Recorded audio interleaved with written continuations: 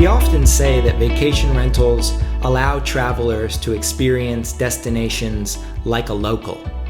And there's plenty of ways to argue that phrase isn't entirely accurate because, let's be honest, who wants to take out the trash or do the dishes or deal with loud neighbors while they're on vacation? Living like a local is more of a general style of fitting in, and it's increasingly popular these days. But on the opposite end of the spectrum, let's be honest, sometimes, and in some destinations, we just want to be tourists. In some places, a traveler would be remiss not to stop by a historical landmark or a world wonder, if only for a few minutes to take it all in. I think Rome is one of those places, and I think I am one of those guys. We arrived to the neighborhood of Monti, this super compact little artsy district central to all of Rome. I chose my vacation rental because of its great location, its rooftop terrace, and because it had a vast amount of 5-star reviews. Many of those reviews talk about what a great home base this vacation rental acts as. And in a place like Rome, where there would inevitably be some touristy activities, I loved the idea of returning at the end of the day to a private, spacious, real home.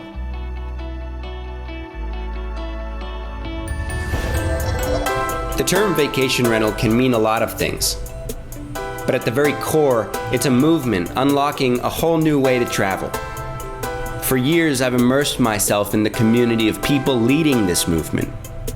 And I'd like to share with you their stories as we rediscover hospitality on a whole new level. My name's Matt Landau, and this is A Sense of Place.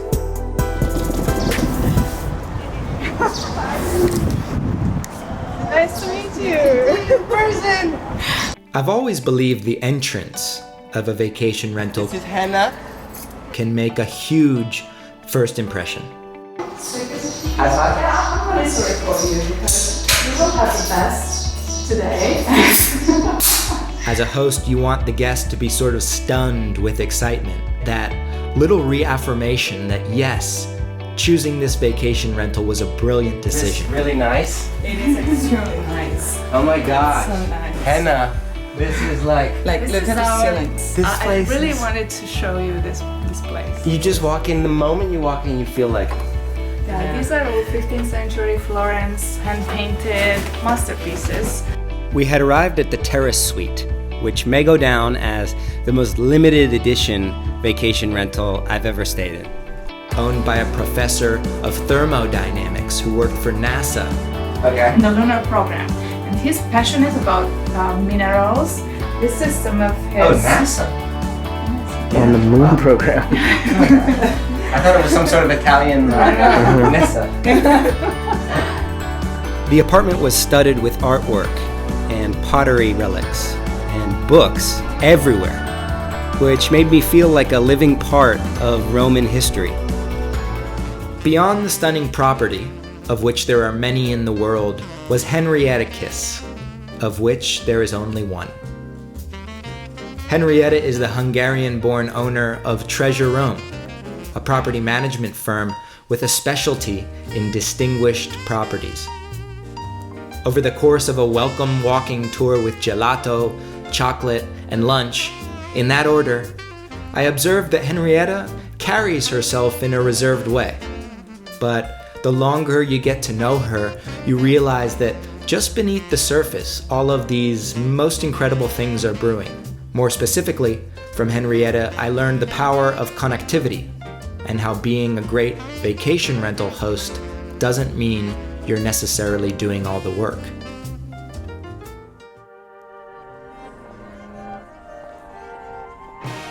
Okay, cross the bridge, and this is the Pigneto. And here is a lot of nightlife. So in the morning, there is a local market where buy fresh vegetable, fruits, and in the night transform in open the restaurants, bar. A lot of people, young people, not touristic area, but a lot of Roman young people love this area. Knowing my appreciation for unusual art, for instance, Henrietta introduced me to Alessandra and Luca, two of the most passionate street art aficionados in all of Rome. Along with their friend Linda, we walked through the Pigneto district, this edgy and unpredictable neighborhood about 20 minutes from the city center. Meeting Pigneto through the eyes of Alessandra and Luca gave me a perspective that would have been impossible from a mainstream tour guide. And like many neighborhoods, had I passed through Pigneto quickly, I would have gotten the impression of disorder. But with Luca and Ale, I learned that all the haphazardness was actually being cultivated to be that way by a fiercely organized community collective. You know, it comes from the ancient Rome for the aqueducts. We got a lot of water.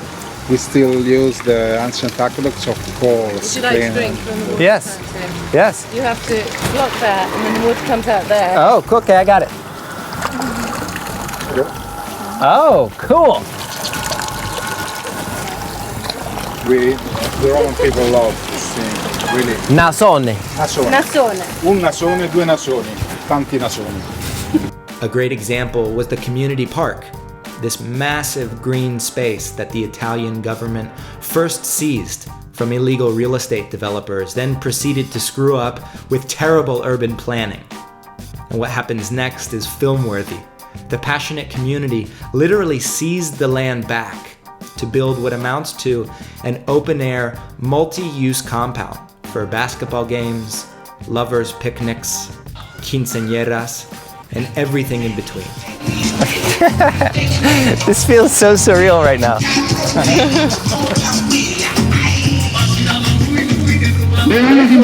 Yeah? It's This would not help in other places in Rome. Not like this. Who cuts down the stuff? I think every now and again they have to come and cut the grass in case of fires. So Who's they? The government? yeah. Otherwise, the government does not come here. Wow. That is remarkable. Talk about post-apocalyptic. Luca and Alessandra are real-life change agents in Pigneto. Meeting them gave me a new window into the way Romans think and live. They gave me a glimpse behind the obvious attractions and into the greater Rome. Hello. Nice to meet you, Cleo. Claudio. Another introduction that Henrietta made was to her friend Cleo, who calls herself a travel designer.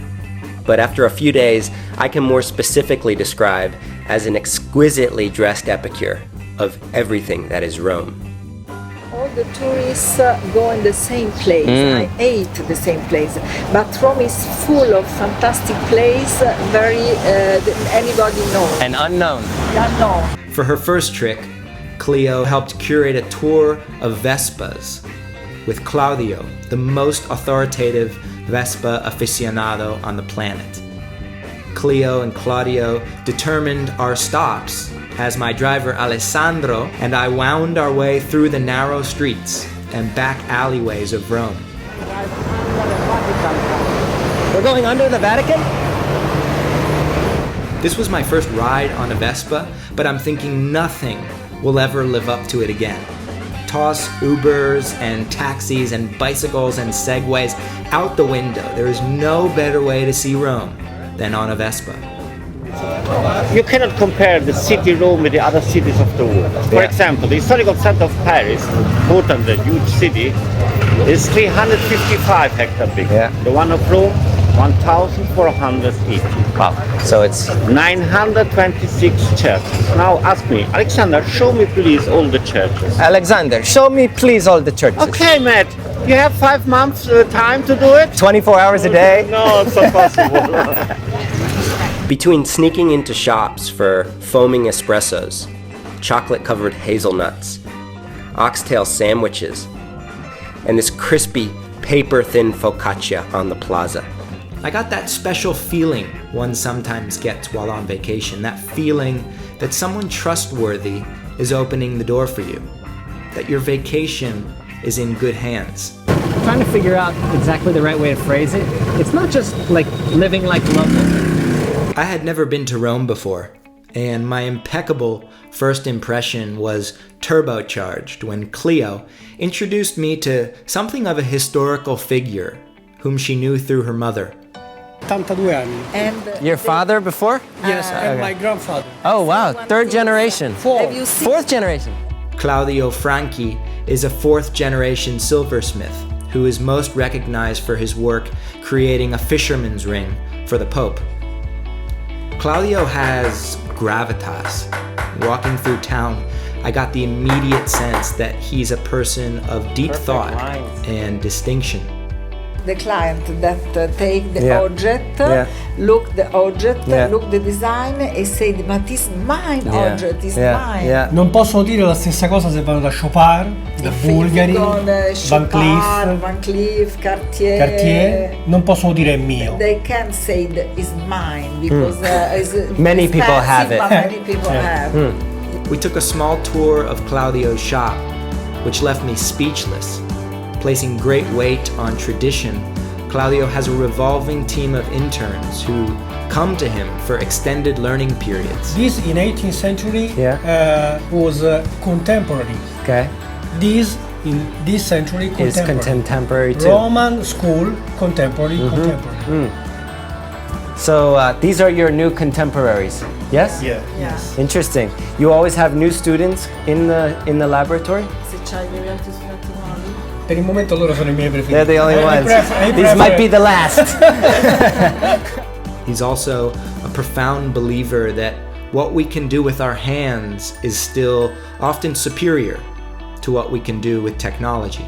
Almost to prove it, Claudio grabbed what amounted to a handful of metal scraps and began casually melting, molding, and creating a piece of jewelry in front of my eyes. The whole process took about 20 minutes, and what emerged was something mesmerizing. 20 minutes. Now, let me just say, I don't ordinarily like jewelry, or rings, or anything silver, but when Claudio finished that ring, I secretly wanted it so bad. It was like I'd just witnessed magic, and I wanted to take that with me wherever I go. At the end of our visit, Claudio mentioned that he was a swimmer, so I asked if I could join him the next morning.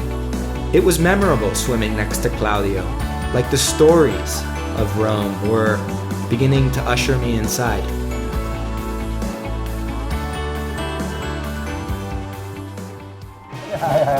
Nice to see you.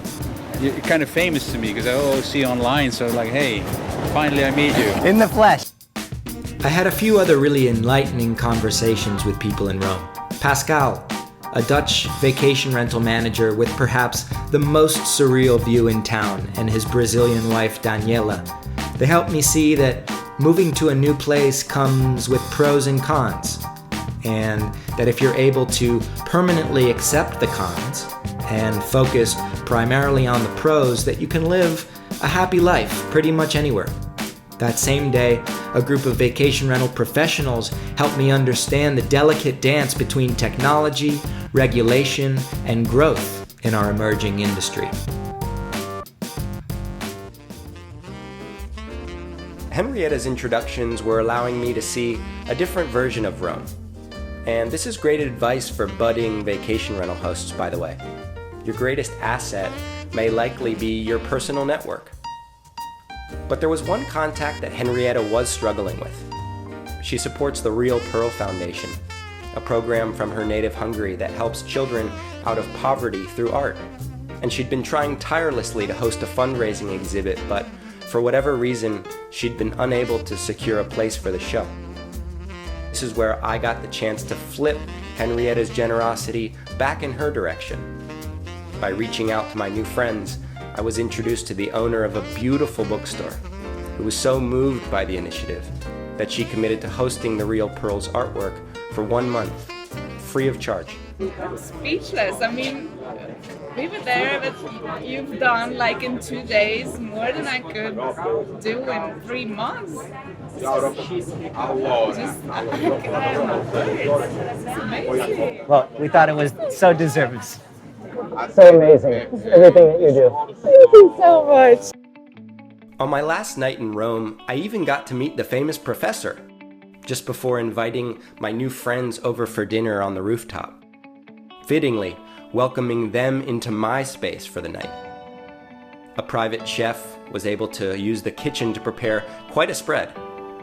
And I'm very rarely rendered speechless, but I was when Claudio gifted me the ring that he had crafted in front of my very eyes. It was a reminder about the value of doing things the old-fashioned way. Claudio, this is so amazing. Thank you. So amazing. And with Henrietta, Alessandra, Claudio number 1, Claudio number 2, and Cleo, the conversation twisted and turned in so many memorable ways. We discussed the challenges that each of our small businesses were experiencing, and how each of us had common goals and surprisingly similar styles of achieving them. And I realized that I was surrounded by locals that represent the spirit that makes Rome a destination worth being a tourist in the first place. As I learned in Kauai, it's these connections that can unlock a truly local experience anywhere we go, including one of the world's most famous landmarks. That a loving vacation rental mother of 2 made my Rome learning experience possible seemed fitting. Because after all, home is where the heart is.